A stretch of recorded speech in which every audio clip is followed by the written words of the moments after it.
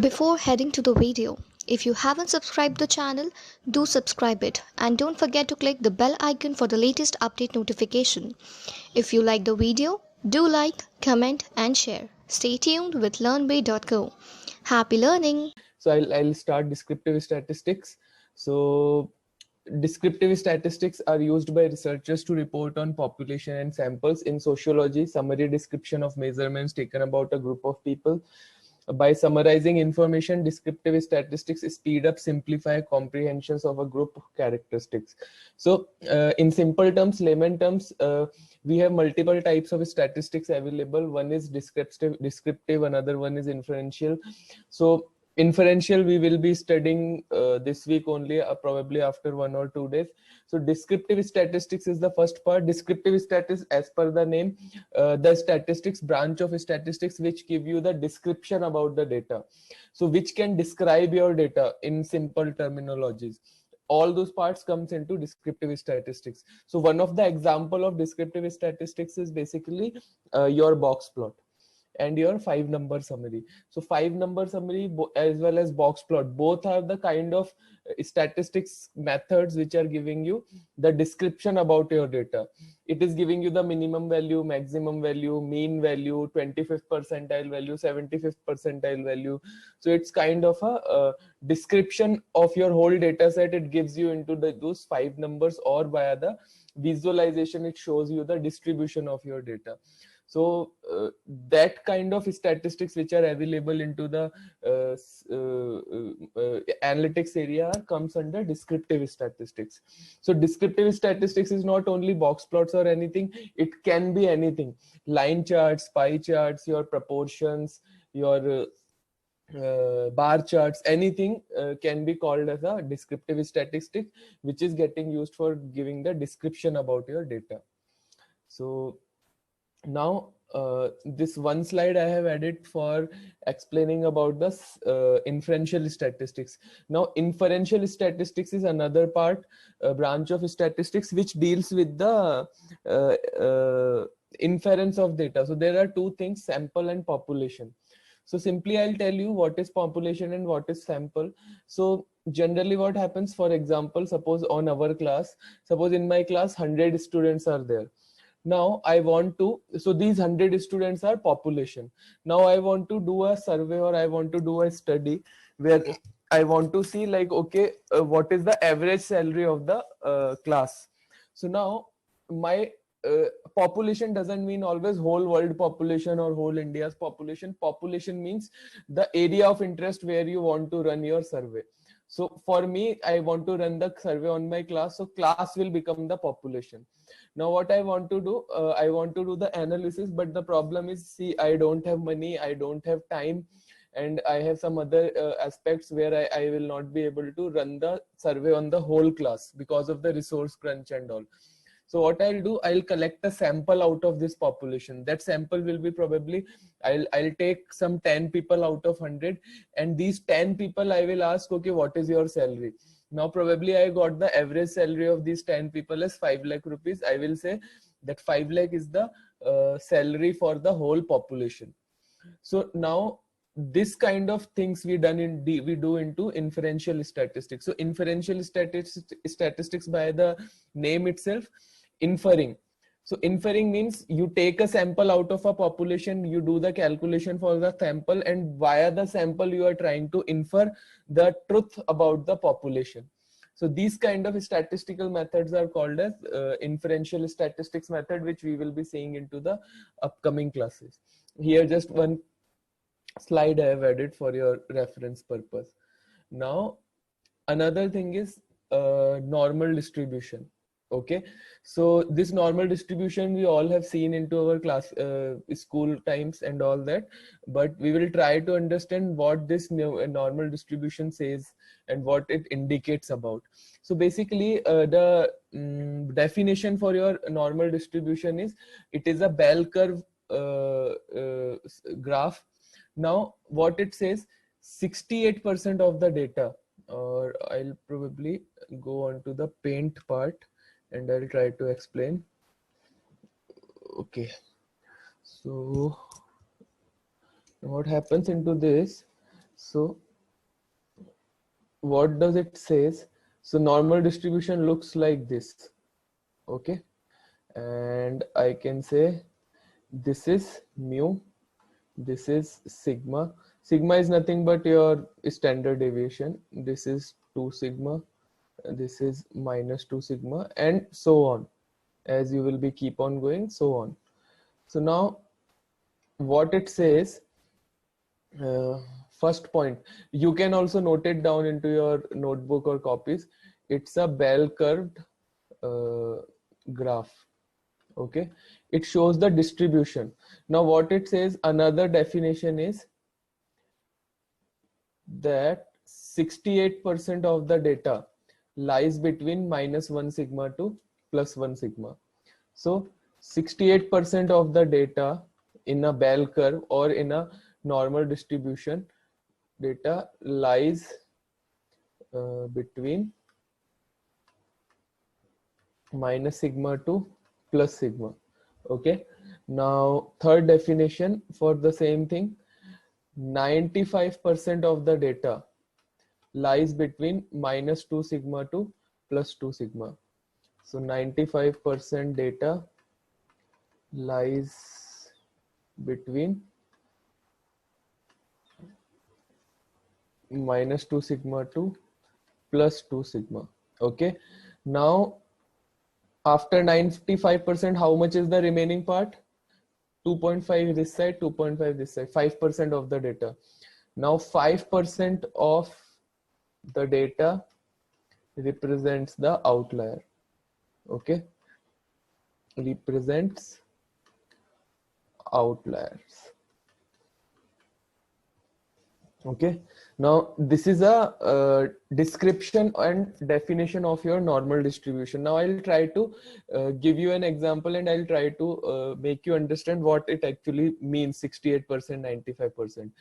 So this is a distribution we have created for for the IQ.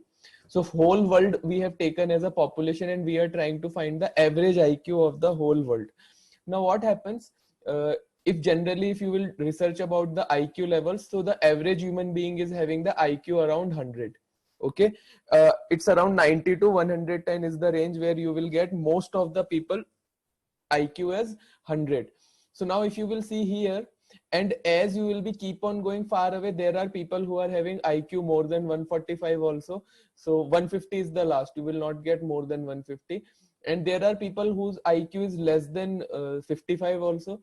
So every kind of people you will get, but extremely low IQ and extremely high IQ, both are the rare cases. So rare cases means these will be outliers considering the cases. So now what happens, as you will be going towards the average 100, the number of people will be keep on increasing. Okay, and just near to 100 it will be at the peak, and again as you will start going from away from 100 towards some other number, the number of people will start decreasing into that range, because we know as you will go far away from the mean, your IQ will be, the people who will be having more than 115 130 IQ will be becoming lesser and lesser. So this is what the distribution shows for the IQ. So here 68% of the population, which is the general population, so 68 to 70% we are saying these are the general population, which is lying around 100, IQ of 100. So all of us are having the IQ levels are near to 100, 110 and 90. Okay, all other people who are having exceptional IQs, they are considered as an outlier. So for example, this example, so now Einstein.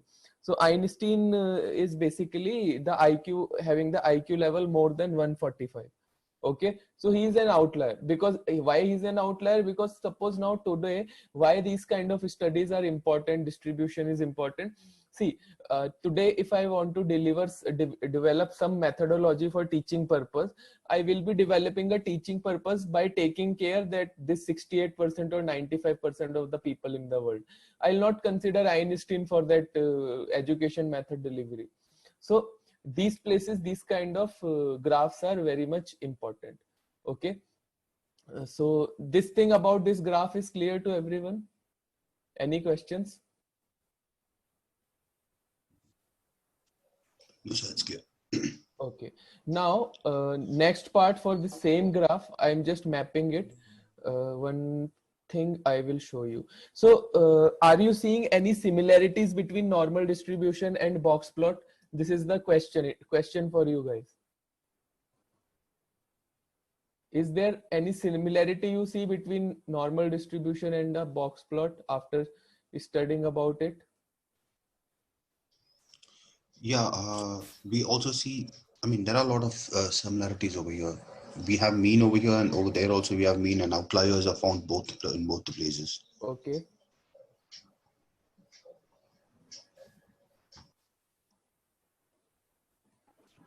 Like we can say sigma and minus sigma, just like the box plot. And we have that 1% like 5% starting 5% and the last 5%. We can consider it as the minimum value and maximum value, just like the box plot, and the Yes. centralized value as the. Now this is the so actually if you will see, a normal distribution is nothing but it is a representation of your box plot only, or you can also say box plot is nothing but the representation of your normal distribution. Now many of the interview viewers and many of the statistical books doesn't tell this thing. Even many of the people I met into the industry who doesn't know this relationship. So if you are going in an interview and explaining about box plot and you will link up with the normal distribution, it will give you an added weightage that as per the concept point of view. So I always recommend to everyone better to explain this relationship as well when you are talking about box plots. Okay. All this area other than this is outliers. Okay. Now, what is happening? This is mu. This is the average value of your data set. Here in box plot also, this is the average value of your data set. This is your 25th percentile. This is your 75th percentile, which is represented by minus sigma and plus sigma. This is represented by minus 2 sigma plus 2 sigma. So we have also discussed that this is called as IQR. IQR is the area which contains 68% of the data. So normal distribution is nothing but the representation of your box plots itself. So always remember this particular relationship. Okay. Never forget this particular relationship. Okay. And whenever somebody is asking you the question related to box plot or related to normal distribution, you explain. Suppose somebody is asking what is normal distribution, so you can say that normal distribution is a bell curve shape, or it represents the distribution of our data. It represents like 68% of the data lies between minus 1 sigma to plus 1 sigma. 95% of the data lies between minus 2 sigma to plus 2 sigma. Remaining 5% data is considered as the outliers. And now you add it into that. Box plot is nothing but the representation of your normal distribution, and similarly 5-number summary is the visual numerical representation of your normal distribution. So now these concepts you add it into there. Now why they have developed the box plot when we were having the normal distribution available? Because the readability increases with respect to box plot. The readability of your normal distribution curve is somewhat bad as compared to box plot. Box plot looks more easier and more sophisticated tool when you want to see the distribution of your data. So that's the thing. So this is what the relationship between the normal distribution and the box plot. So box plot is nothing but the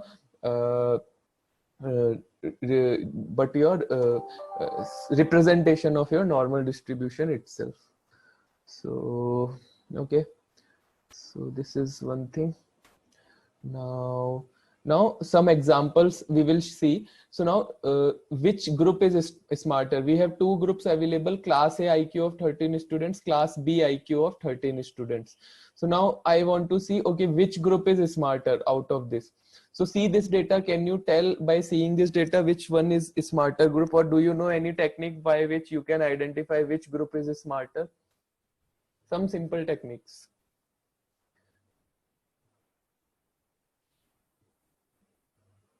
Anybody? You can try calculating the average of it.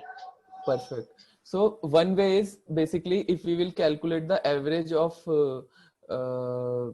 these two populations, these two samples, we can find out, okay, what is the which one is the smartest class. So we have calculated the average. So class A IQ is 110.54, class B is 110.23. Now which one is smarter?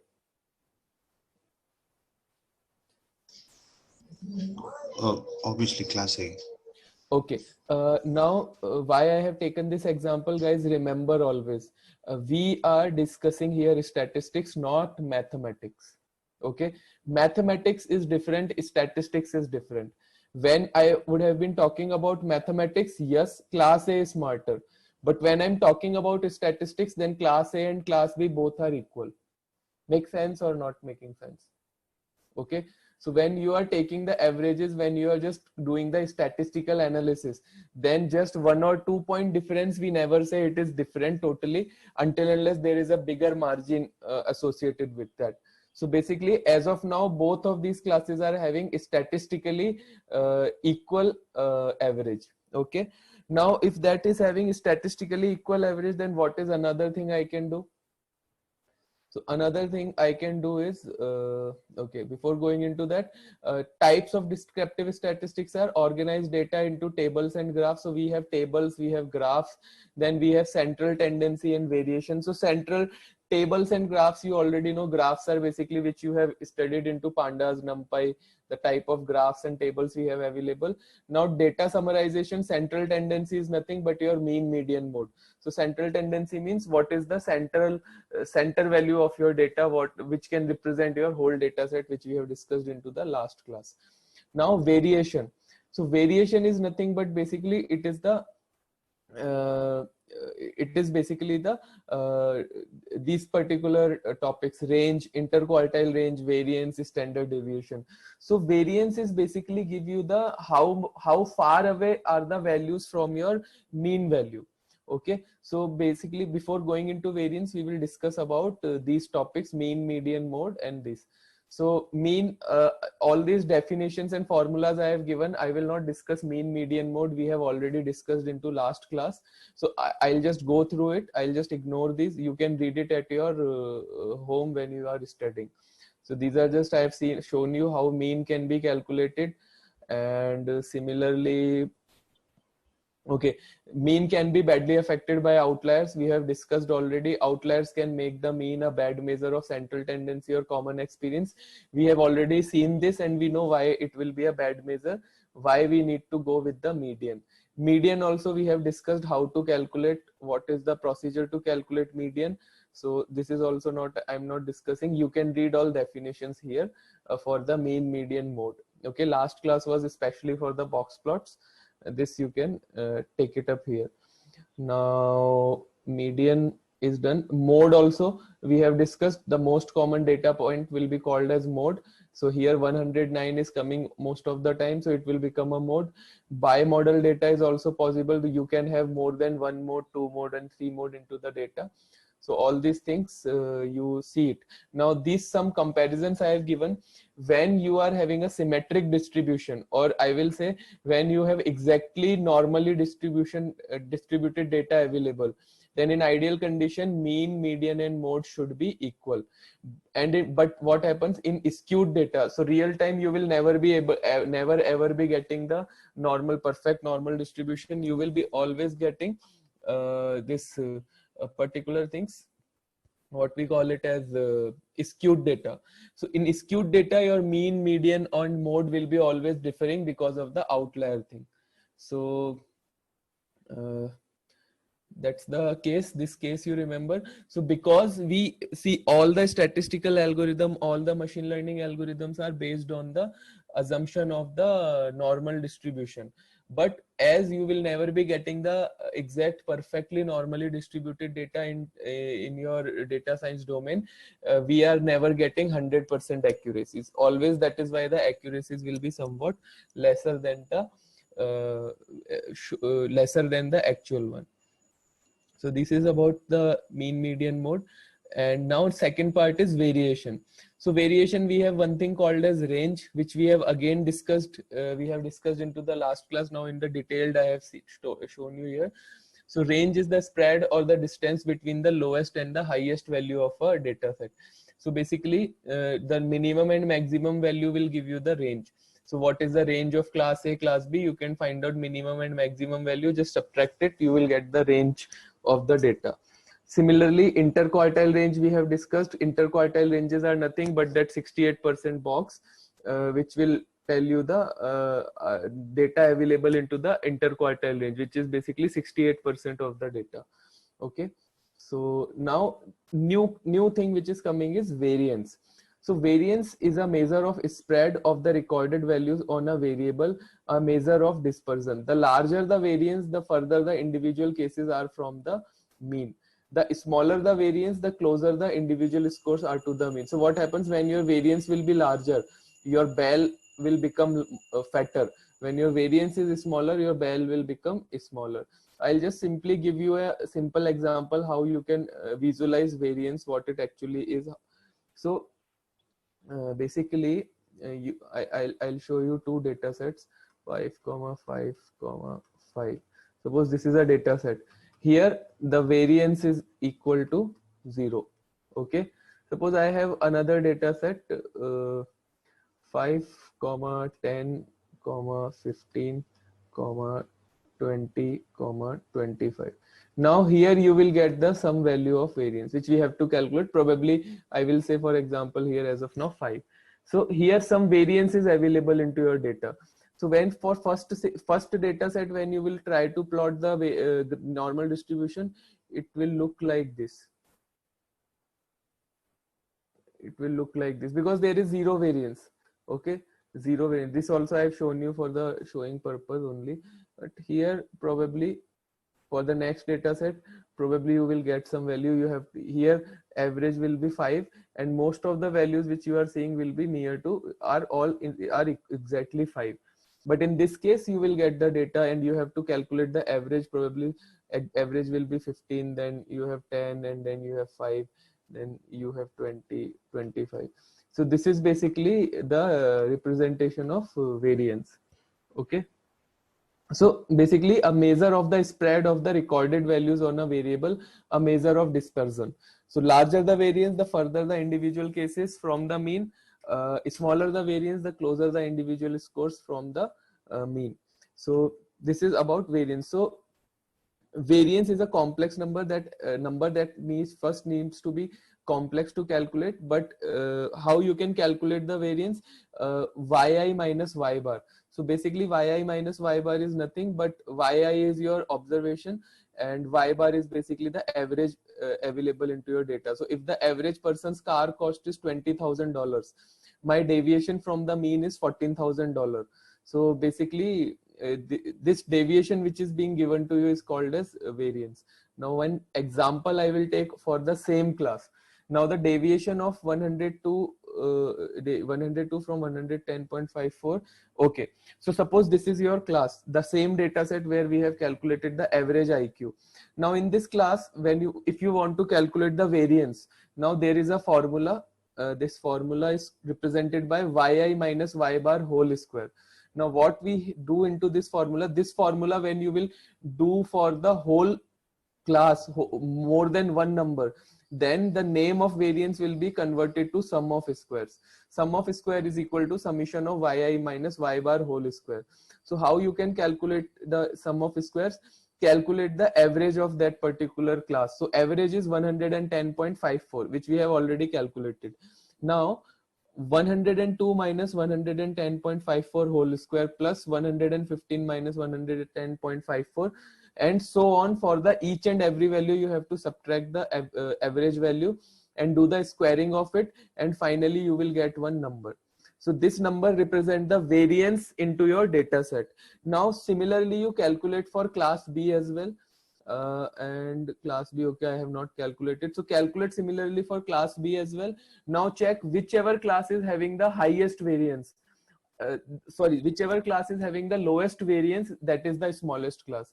So if a class is having the least variance, that indicates variance is lesser. That means the more values are more near to the mean.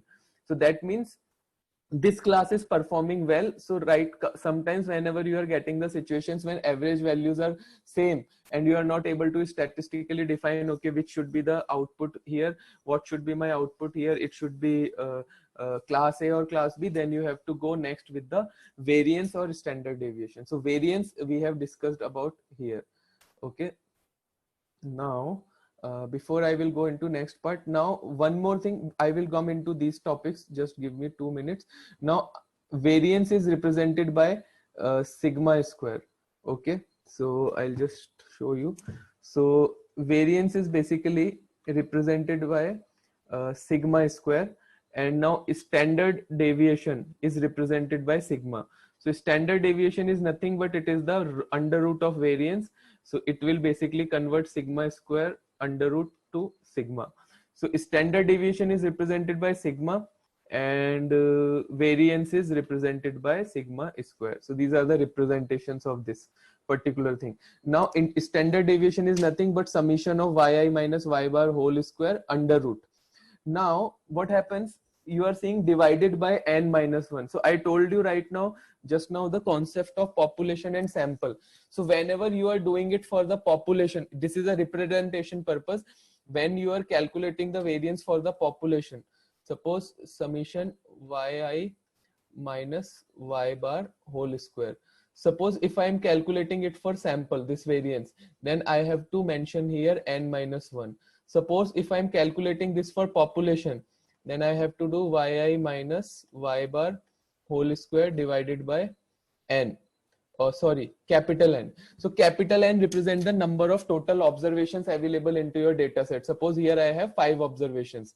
But when you have taken a sample out of population, so for representing purpose that this is not the actual population, this is a sample, we do n minus 1. It is a technique in statistics to represent a sample and represent a population, because we know definitely sample will be having a lesser number of observations. So we just do representation by n minus 1 and n.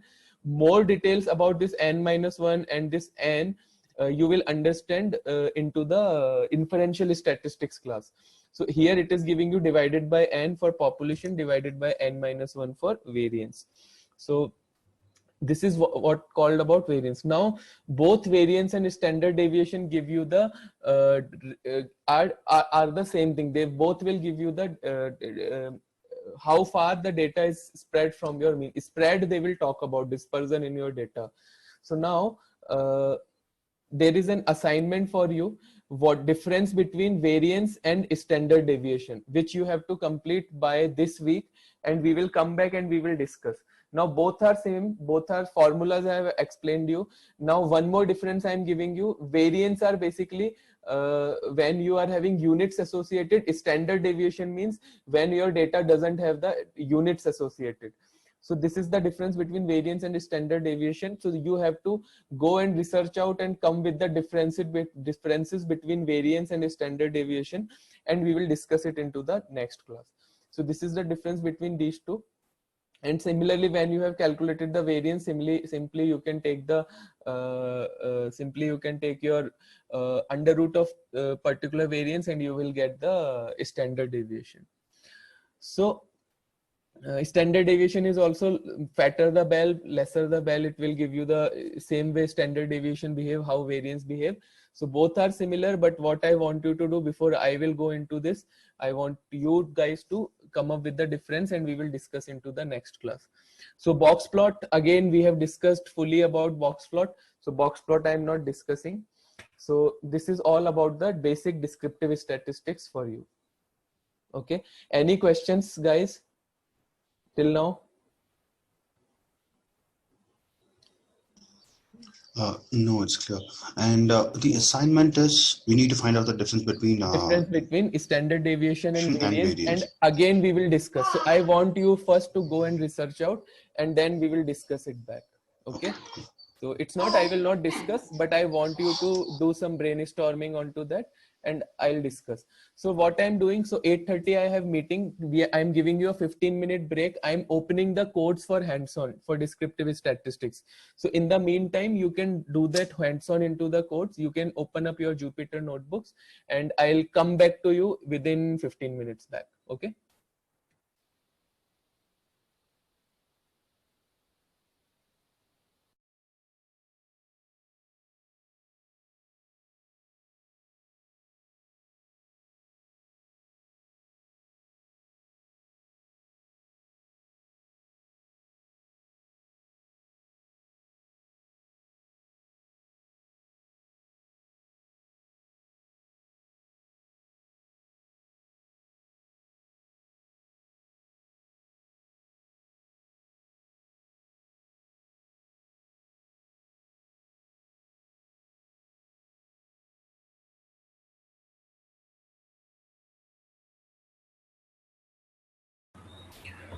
So guys, you can start writing this code.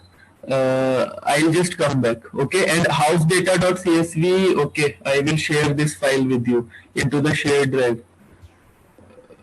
Till then, you just write this code. Hi, can you paste the link in the chat box for this file?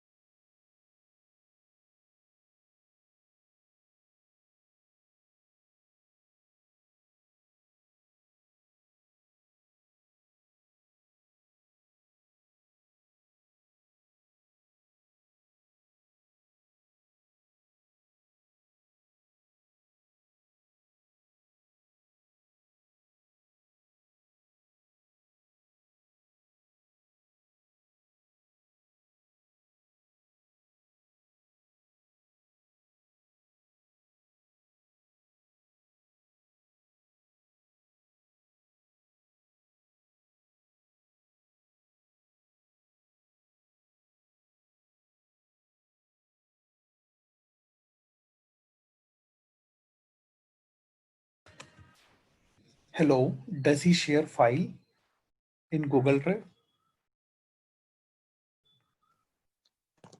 I I'm think it, I'm also looking for that, but I didn't find it out. Okay, I think he is not shared. What I believe.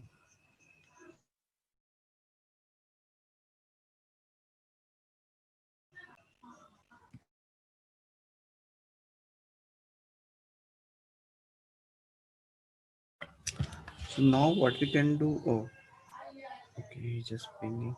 Okay.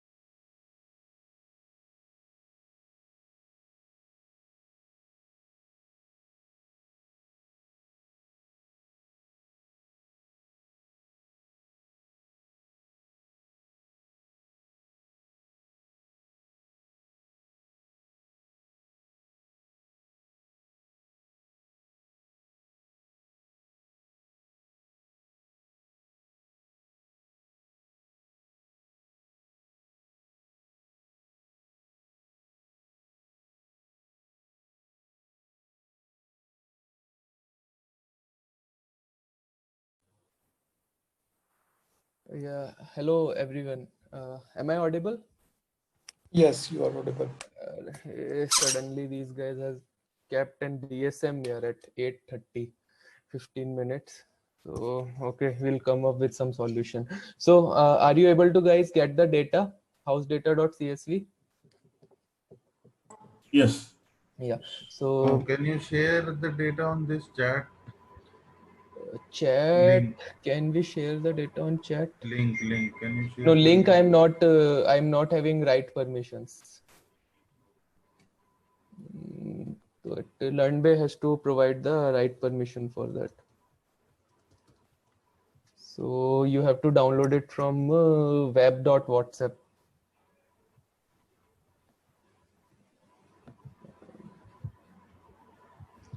I'll just tell today Abhishek to give me the permissions, right permissions also. So now we have to do the hands-on for the remaining part. So you guys are able to copy all these libraries. Is this cell you are able to run?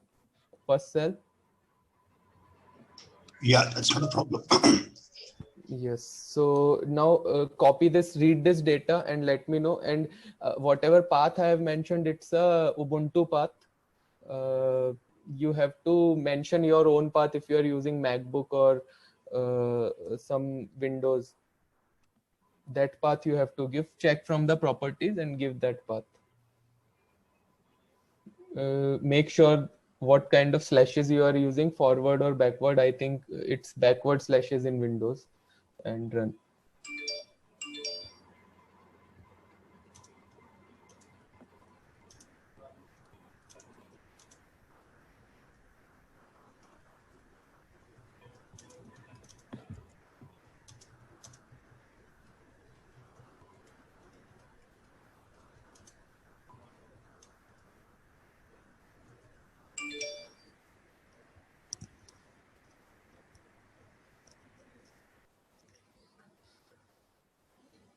If somebody is not able to run the code or is getting error, please let me know.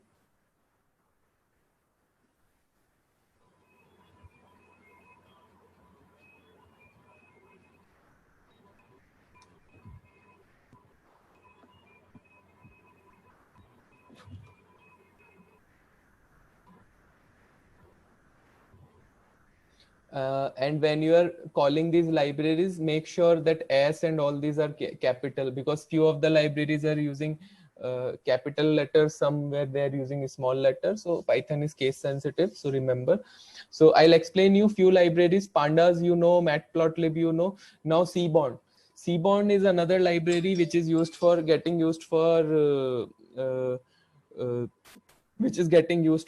your visualization purpose.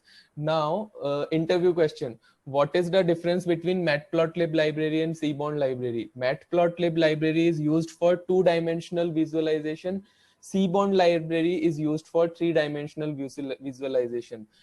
Seaborn library can also do the two-dimensional visualization, but the same is not true for Matplotlib. Matplotlib cannot do the 3D dimension visualization. You have to go with the Seaborn. So Seaborn is superior than Matplotlib.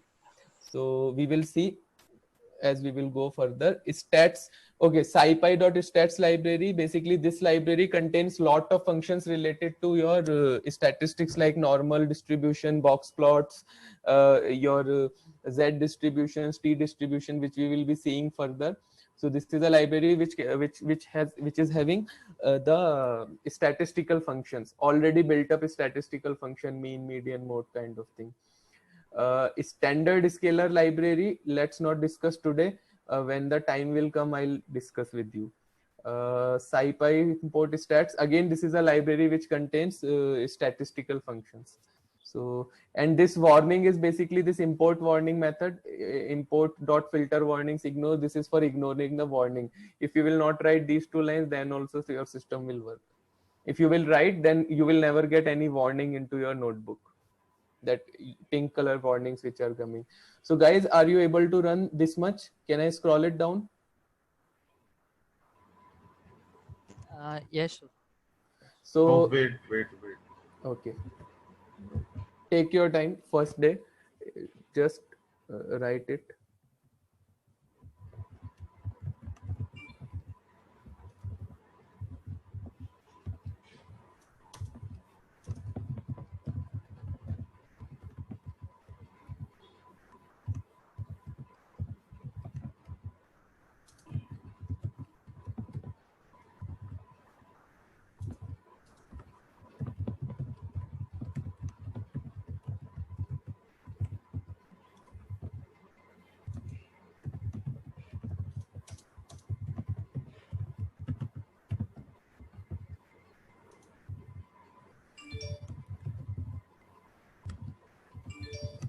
Just let me know, guys, once you are done, so I can scroll it down.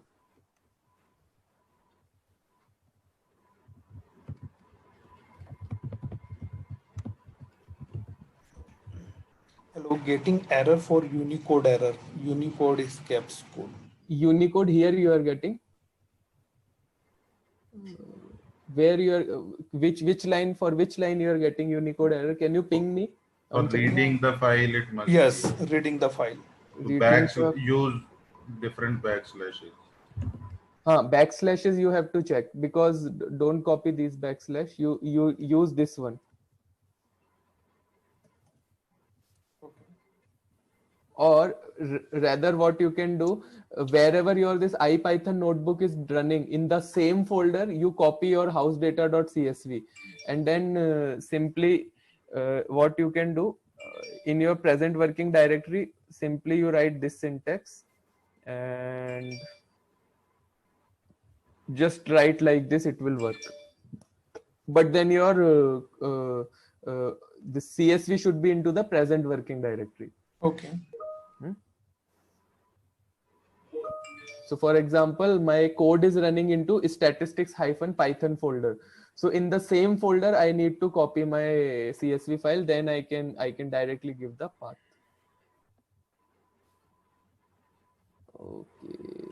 Okay. Unicode error. This is because of slashes. So Windows path is different and that path is different.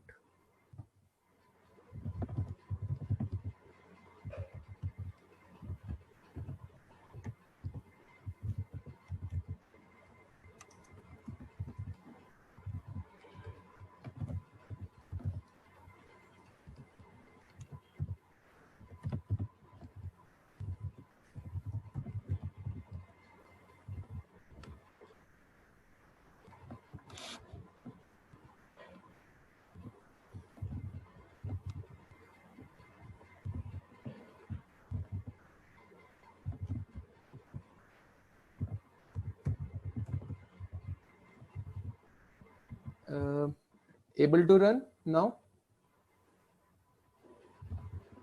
Yes. Okay. So now in this column, what happens? You are just checking how many columns or which all columns are available into your data set. So these are the few columns, like for example, lot frontage, lot area. You are getting, for example, if in which year this particular house is built. So we will not go more into the details of the data set as of now. Today we will just see how to run some functionalities on that, some plotting and all that we will do.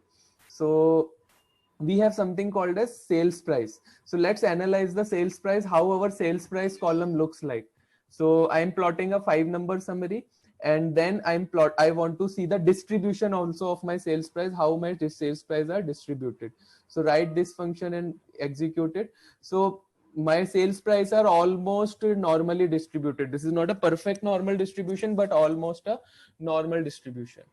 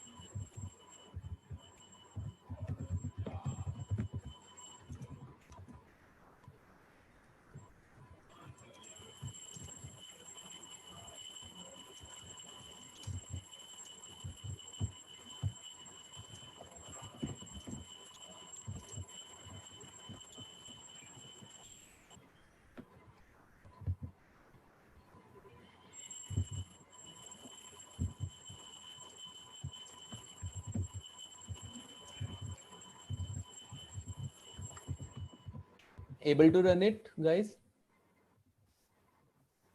Yes. No. Yes.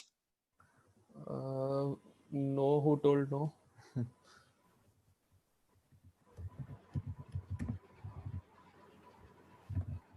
Yeah, I'm able to see the histogram now.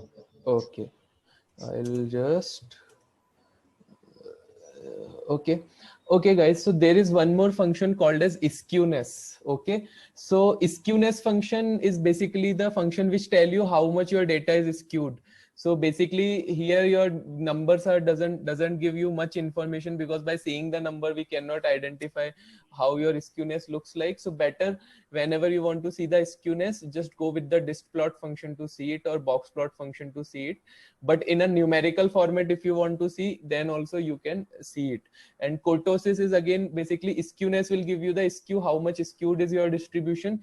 Kurtosis is basically talks about the what is the width of your bell of normal distribution. If it is fatter, if it is thinner, or if it is non-thinner, that number will be shown by kurtosis. So you have to ignore, you don't have to use this particular metric anywhere into your industry, but I'm showing you because this function also exists. But really in real time we don't use it, because it doesn't give us any solid results which can be analyzed. So better to do the plotting, but this function is also there, so write it.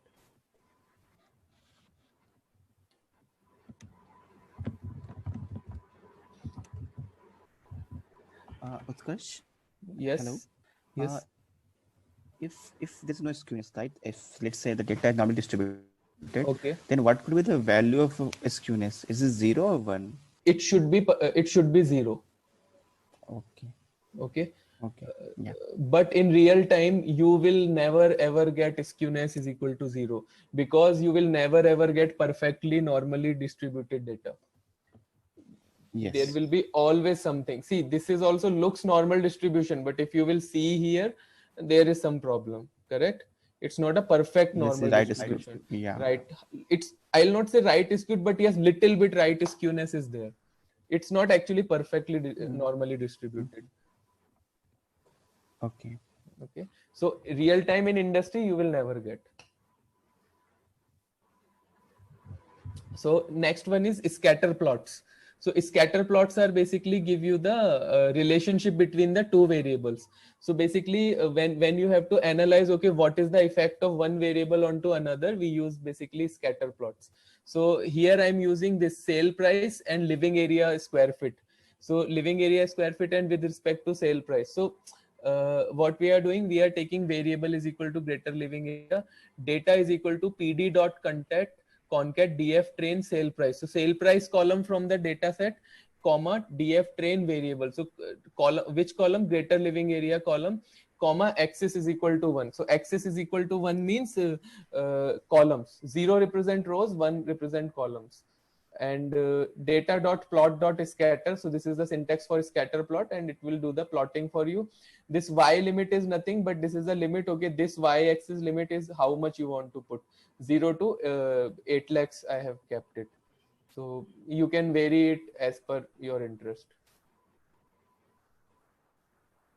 Okay, any insight you are getting from this scatter plot? Can you give me one insight from this scatter plot? It's strongly positive correlated. Positively correlated. Linearly, positively, same thing. Any other insight can you give me? We can say that we have very less outliers. Okay, one very good thing. I wanted to hear that. So scatter plots give you the information about the outliers as well. Okay, so here what is happening? You can see the outliers, if outliers are there into your data or not. That is another benefit of scatter plots. So here I'm seeing outliers actually. Here 2 outliers are there, here 2 outliers are there. So outlier removal will be easy. So that is another insight. One more insight I can say, it is the same thing you told it technically. I am telling into the very layman terms for business perspective. So what I am seeing from the graph, as the living area square feet is increasing, sale price will increase. So this is a linear relationship. It's a positive linear relationship. So what happened? as your square foot area increase, sales price increase. So one more scatter plot. Total basement area. So basement area is one more column available with respect to sales price. So we want to see, okay, what is the relationship between them. So again, here you can plot it and you can see it.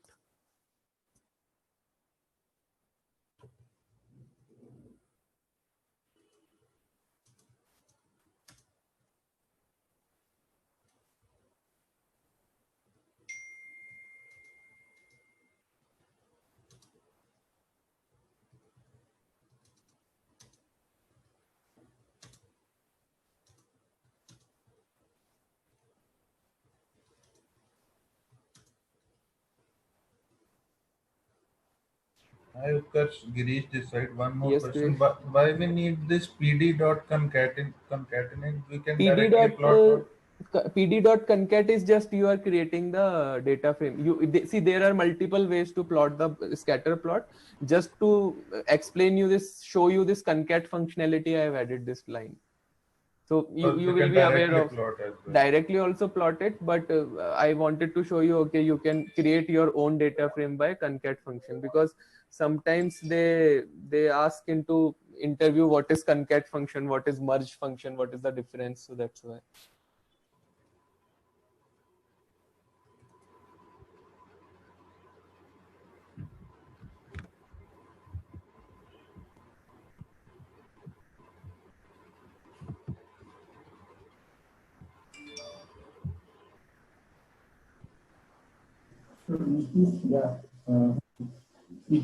That changing the numeric value? Which values, numeric values you are talking? If your sales price, it will be numeric value, right? Sorry, I'm not able to hear you clearly. Yeah, sales price. Yes. Yeah, it will be numeric, right? It will be numeric value. Numeric value. Your basement areas in square feet is also a numeric value. So what I'll do one thing for you guys. I'll just open this CSV file and I'll show you. Statistics Python, statistics EDA house data.csv. So let's see how it looks like. So this is the data.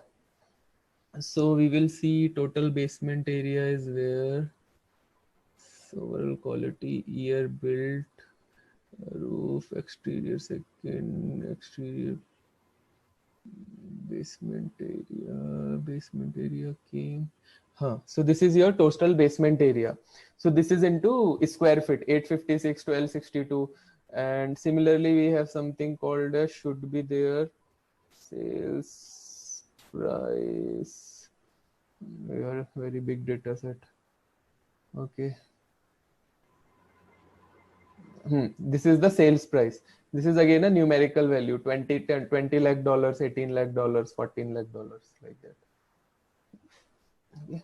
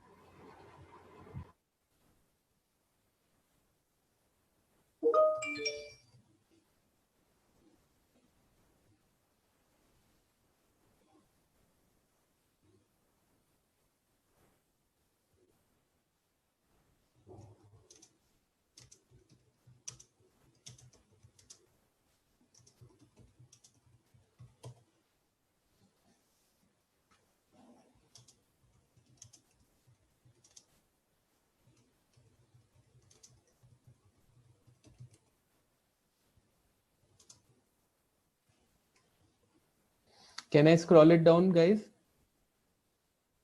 Yes, Utkarsh. Now, how to see the categorical variables in a box plot. So this is a box plot. So basically what I'm doing, sales price with respect to overall quality. So basically what is happening, we are having one feature into our data set which is representing the quality of a house. So what they have done, on the basis of the house quality, they have given some rating, 1 rating, 1 rating, 2 rating, 3 rating, 4. So it is this kind of houses, which rating. So this is rating 10 house, and their sale prices are given. So we want to see the distribution, okay, how these 10 types of houses are distributed via the box plot. So plot this. See, within the syntaxes, if you are getting any issue, let me know. If not, then fine. And after, once you plot it, let me know what all insights you are able to get from this particular graph. Can you think of some insights which you are getting from here?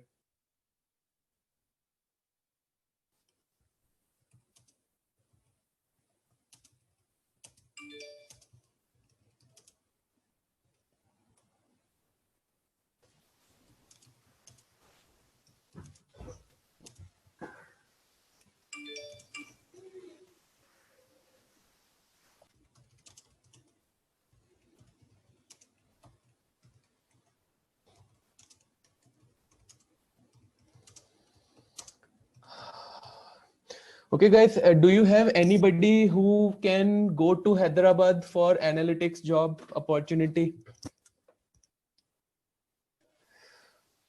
Yes, I can do. You can do. So you are into Bangalore, or you are into Hyderabad? I stay in Delhi. Oh, you stay in Delhi. So will you be able to go to Hyderabad? Not now. Now, first 6 months, what I'll do for you, they will hire you. There is a company in Hyderabad. I'll share the details with you. So they need 2 people. So I got this requirement. Okay. So I know these people who is hiring. Actually, he's the director of AI there, and he's a very good friend of mine. So he want 2 people, and they will guide you, everything. They will guide you, they will give Me you as well. okay. So what they want first, I'm sorry to interrupt. Even I would Yeah. be interested, but the only problem is like I do not have an experience in that field. that is fine, that So is even okay. I would be interested in that case. So So basically it- expectations will not be like, you means expectation you will work, but it's not like that. They don't want like people who are very PhD or something. So they know that condition. So they want to hire 2 people who can do the coding, and who knows the machine learning frameworks and machine learning algorithms, who can start doing the data analysis kind of things and all that. There will be the directors, project managers, and leads above you who will guide you. So they want people actually who can work under somebody. They don't want people who will be onto their equal level and who will not listen. So they have some sort of this problem. So they want somebody who can actually work under them. So they will guide you. You have to plot box plot, you have to plot random forest, and you have to do that. So that's the thing. So but the only condition is, they will give you the offer, I think probably this month, probably by next month, and next 6 months you have to work from your home location. And once this COVID situation will be over, after September or December or January, you have to shift to their premises into Hyderabad. So that is the thing. If you guys are okay, I'll process your CVs. I'll talk to you. I'll share some CVs with you. I know we have not covered anything till now, but what happens, hopefully your interviews which will be scheduled into next month, probably by 20th or 25th, or I'll make sure it will be scheduled after 20th August. So we will be able to cover some topics, so you guys can prepare and go for the interviews. So but you can start preparing your resumes. I'll share 3 to 4 resumes with you, sample resumes. You try to prepare along with that, and I'll guide you how you can improve the profiles. I think the people who are not applying, they can also start preparing the resumes. So it will be good for you guys as well. Sure, Utkarsh. So And I'll share my email ID with you personally, or I'll drop it on WhatsApp group. okay. Resumes.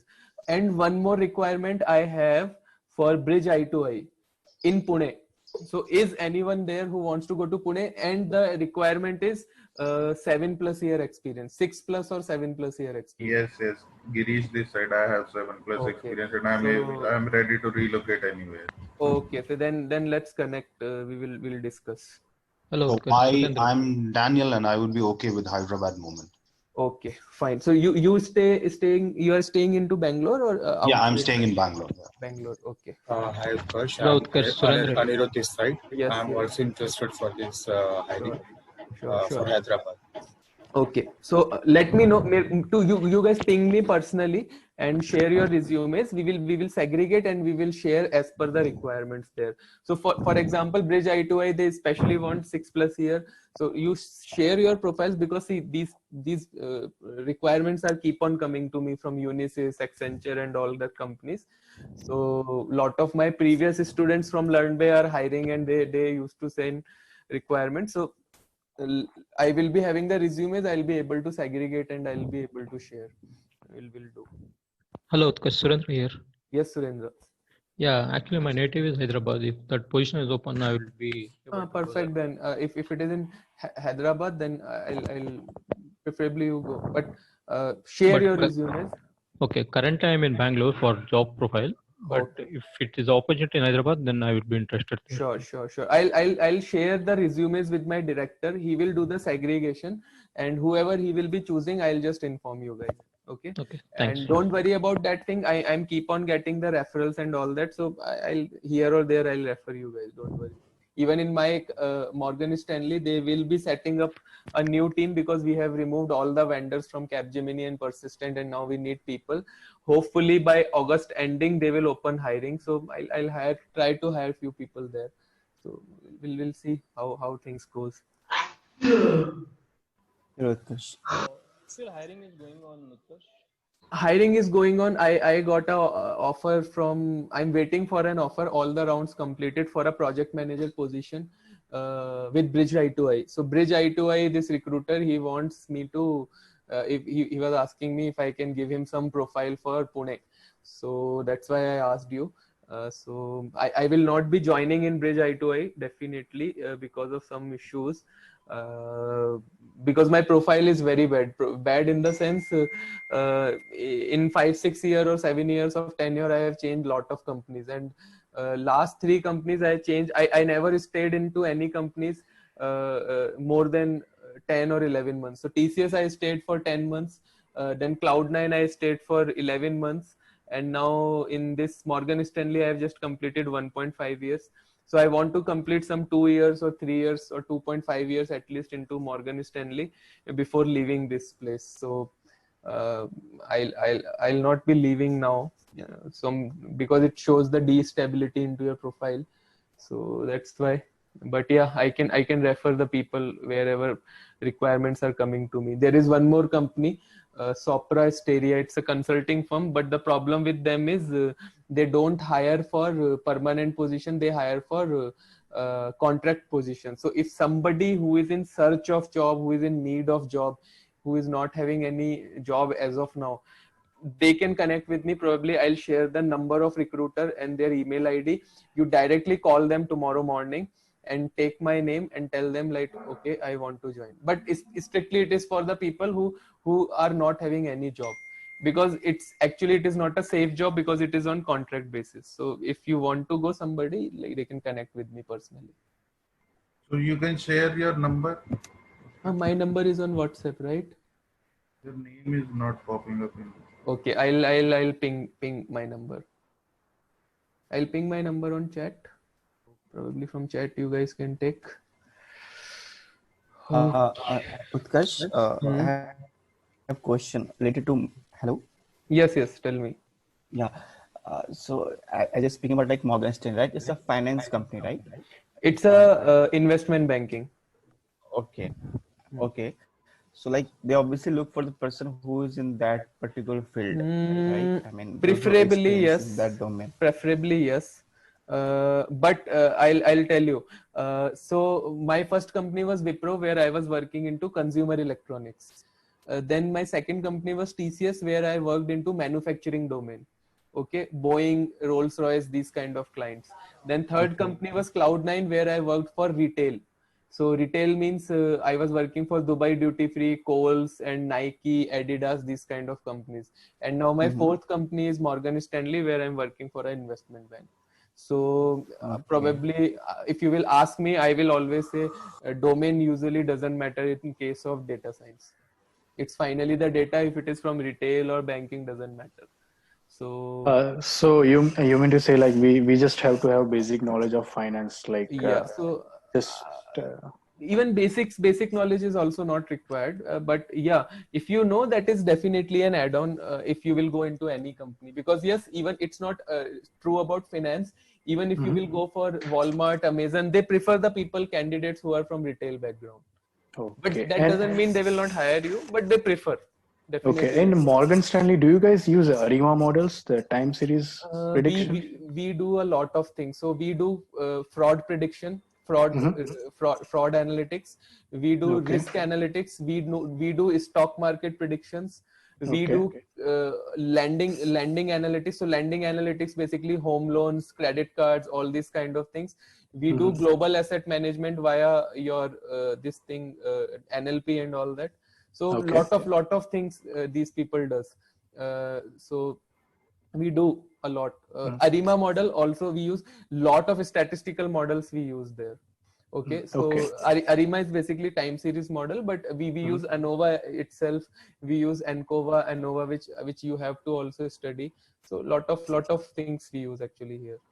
A lot of NLP related tasks are there, where we are doing lot of NLP, where we need to extract the entities out of the documents available, written documents. So lot of things they do. So nowadays banks are more using towards NLP, right? Okay, I'll tell you one thing. So banks were the first entities who started using analytics 100 years back. Okay. So banks were already doing analytics, not machine learning, but basic statistical analysis, forecasting. They were already doing from past 100 years, 80 years. That is where Excel has developed. So if you will see about Excel is primarily used for banking purposes, chartered accountants, and commerce side people usually use the Excel sheets. So Excel sheets are here from last 20-30 years, and previously they were maintaining their own ledgers, and they were doing the analysis and prediction, like which stock will go up. Brokers were sitting into the banks. So they were doing these analytics from 70 to 80 years back. Now they have upgraded themselves to R and Python from this particular area of Excel sheets. So now they've moved on to R and Python, and now they have started using AI, machine learning, deep learning, and all these things also. So lot of things. So they does a lot of things via using. For bank, I'll tell you, bank always wants to only do banking. They are never interested into the IT part of the banking systems. So IT part is always a cost center for a bank. So cost center so for example, credit card department. So credit card department is a money generation department for a bank. Home loan department is a money generation department. Similarly, bank guarantees, bank statements, or your risk analytics, all these areas are the money generation departments for a bank. These are pure banking. But when somebody is maintaining their website, Morgan Stanley website, talking about their digital payments, all these are the cost centers for the bank. So basically for IT system, they have to pay the cost. So what usually banks do, banks usually just hire some contractors, Capgemini, HCL, Wipro, TCS, and they give the project to them. Okay, you guys maintain our website, that's all. So if you will go into any bank, 20 to 25% of the population is only the actual workforce into the IT, remaining 75% work is outsourced. So now, because data came into the picture, data is not shareable with everyone, because now I'm able to see a lot of data from JP Morgan. I have a lot of access to the people who are having the bank accounts with this JP Morgan, Morgan Stanley. So I have all details available. So now what they have done, they have started setting up their own in-house teams, rather giving this work to vendors. And now we are building up the things there itself. Oh, okay. So guys, do you have any insight for this diagram? What we can see from this diagram? Any insight can you give me? Utkarsh, there are outliers, no? Yes, these dot dot dot you are seeing now, these are Yes. outliers. Yes. Okay, what I could see is like there is a difference between I mean, the mean is changing over here. Mm-hmm. There's a lot of variance in the mean. Lot of variance in the mean with respect to quality. Quality, yeah. Quality. Okay. So one more insight what I am getting. Generally, probably suppose I have this confusion. Which houses are the best houses? Quality 1 or quality 10? So what do you think? Which houses are the best houses here? If data is close to mean, then that is more quality. No.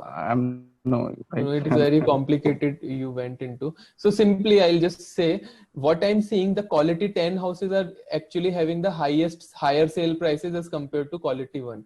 So makes sense logically, quality 10 houses should be the best houses, right? So this is another insight I can directly get from this visualization without going into the data. Another thing is what I'm seeing, as the quality is increasing, the sale price of the houses are increasing. So that is also another indicator that quality 1 is the least quality houses as compared to quality 5, 6 or 10. Okay. So this is another insight. Now in quality 10, what is the range of the houses? So most of the houses, 68-70% of the houses are coming into the range of 35,000 to 35 lakhs to 40-50 lakhs dollar. So now where these kind of graphs can help you, suppose some customer is coming to me, okay, and this customer is telling me, okay, I will ask this, you just tell me, because if I'll ask a question to the customer that you tell me which particular quality of house you want to buy, customer doesn't know what is the quality indicator and what quality he should say, because he's not aware of that quality funda. So he will rather you ask this, okay, what is your budget? That particular person is saying, okay, my budget is more than 40 lakhs dollar. So if I know it is more than 40 lakhs dollar, so I'll just directly start showing him the quality 9 and quality 10 houses. So in terms of my time, it will save my time to show him these quality 1 to 8 houses. Okay, so this is kind of analytics which is kind of reducing our work in terms of data points. So suppose somebody is coming and saying, okay, my budget is less than 20 lakh dollars, then up to quality 5 I will show him the house. I will not show him quality 6 to 10 because anyways he will not be able to buy. So this is how you have to analyze and interfere from the graphs. Now another graph. Okay, this is a problematic graph. So we are plotting the graph year built and the sale prices. So basically this is the year built and this is the sale prices. So now why this graph I have plotted, I'll tell you. You start writing it. In this graph, if you will see, so when your data points will increase, now lot of years are available into this data. So now this is not visually visible to us, and even interpreting this box plot is also difficult. Now, because of these kind of issues, a new domain has been developed which is called as visualizations. And you know about these tools, big data tools, Tableau, Splunk, ClickView, ClickSense, Power BI. So that is why they developed Tableau, because not everything you can plot on the Python notebook. So that is where this particular domain is sustaining. Where in Tableau you can increase the font, decrease the font just by clicking. You can just select a box plot and do something with that. So that's the area where visualizations comes into picture. So, but plot it, you have to plot this graph also.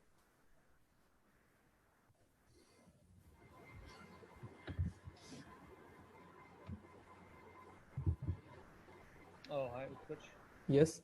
Yeah, Utkarsh, in the last graph, Mm-hmm. I'm still confused why that, can you go up? Yeah, here, why this 10th one is has a better quality?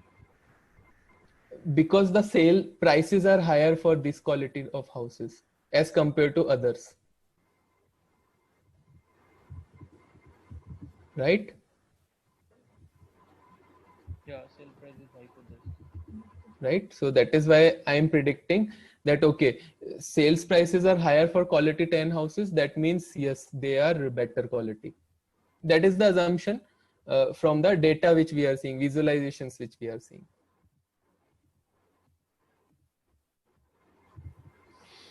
But here in sale price with respect to year built, there is not much differentiation we are getting. Almost everything looks similar if you will leave 2 or 3 boxes. So it's not actually giving any proper insights to us. So this example is the best example where you have to ignore the insights. So because here it is lot of confusion, so better these kind of insights you have plotted, that is fine, but ignore them. Don't consider it into your analysis until and unless you are sure.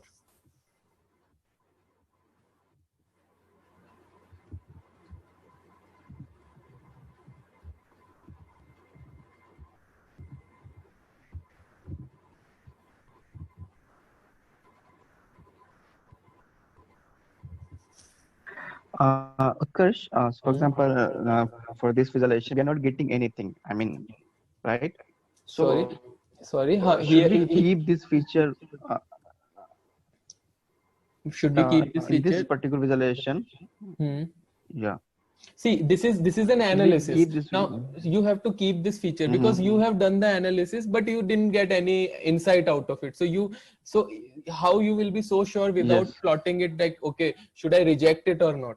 So you have to, that is what data scientist. That is why you are not Python developer. You are a data scientist. You do things, you do the research, you analyze, and then you take decision. So you have plotted this, you have analyzed, you have taken a decision. This is a useless visualization. I'll not be using it. So ignore it. But for doing that, you have to plot it. So that is what analytics. So there is a whole separate team of data analysts who do this thing only. They plot different kind of variables. They try to find out the relationships. They try to generate some data points. So they do only this kind of EDA work only. So okay. If we try with scatter plot or with the bar graph, will we not get any assumption from there? Or? Which graph? Scatter plot. Scatter plots also, we saw that sale prices are increasing with respect to basement area. Sale prices for living area is also similar thing. It is increasing, linear relationship. So there is a linear relationship between these two variables. So we are getting. I'm talking about this particular graph. If we go with scatter plot to this graph, this particular. Which graph you are talking about? The current one. Current one, actually it is so cluttered that I think it better to avoid it, because lot of points are there. So generally this kind of data, if you are getting, it is better to go with the Tableau visualization. So which Tableau team does, we don't have to worry about it. If you are able to get some insights out of it, then take it, otherwise leave it. Because now what you are seeing now, see, even though this area, as the number of year increasing, it should increase the sale price, but it is not increasing. It is almost constant. Here somewhere you are seeing, okay, some spike, okay, but again for 2 or 3 years you are seeing this spike. So I'm not getting much. And here, see, for very older houses, you are seeing very high prices. So this graph is actually not giving me some good visualizations and results. Probably why this is having higher range, probably the square feet area will be high. Then you have to do that analysis. You have to go with the year built, and you have to see square price and sales price together. All like that you have to do.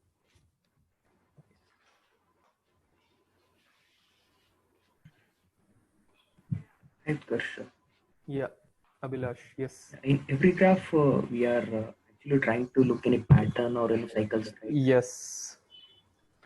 So what is the so I'm getting a overall different expected graph outcome over here. for exploratory data analysis? What?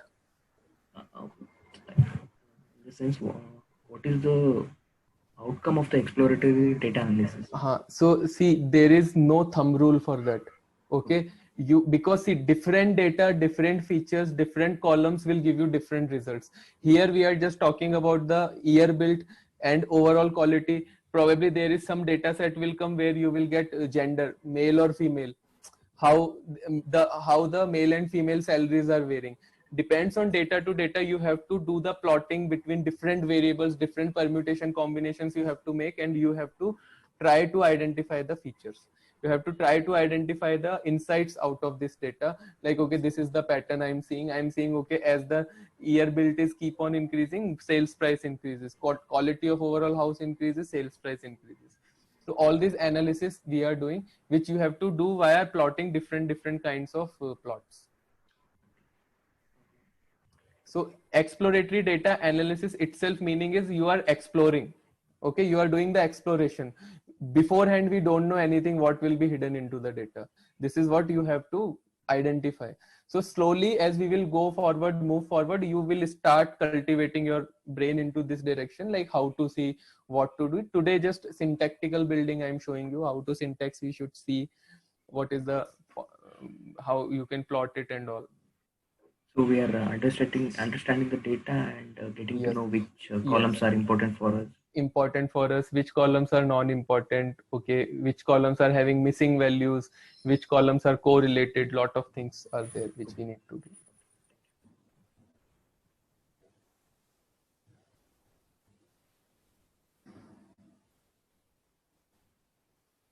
So is this done? Can I scroll it down? Yeah, sure. Okay. So this correlation part, you leave it now. This we will be doing it tomorrow. Okay, this function you see. So I told you have to plot each and every feature into the data set. This particular function will help you to do that into one shot. So pair plot. So pair plot, what it does, you define the column name, sale price, overall quality, greater living area, garage cars. So these 6-7 features I have taken. Now what happens here, you see sales price. So how to read this graph? Sales price with respect to sale price. So sale price with respect to sale price, same it will come. So all the diagonals will be the same variable. So diagonals you should ignore. You don't have to see diagonals. Now see this thing. Sale price with respect to year built. This is the scatter plot for that. Sale price with respect to full bathroom. This is the scatter plot for that. Sales price with respect to total basement area. So whatever this total basement area you have plotted here via using these syntaxes, this pair plot syntax can do it into one shot here. Okay, so all the graphs in one shot you will be getting up here. Now you can see the relation. Now if you will see garage cars with respect to full bath, this graph, there is no relationship between these two data points. These two data points, year built and sale price, looks to me related because it is increasing the sale price as the number of years increasing, total basement area. Now here also in this graph, I'm not seeing any relationship. So pandas and Python are so powerful that they give you these kind of features where you can plot these data points into one shot. So this is also one thing. So you plot it into your own Python notebook and just see it